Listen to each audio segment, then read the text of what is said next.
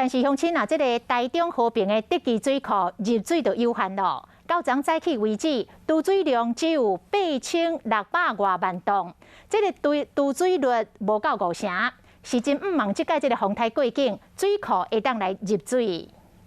虽然大雨落几啊天，为全台湾的水库入袂少水，不过伫台中和平山区德基水库入水真有限。到昨中昼为止，蓄水量敢若8663万吨，欠水的量较无50%。德基水库的上游的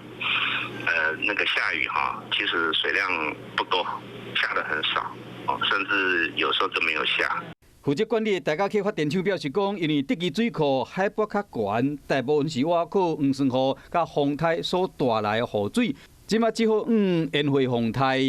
目前气象局这样的预报看起来，我们北部地区的这几天台风通过的时候，看起来是有一定的雨量了哈。我们希望说这一波能够将有水降在德基集水区了哈，让我们可以蓄水。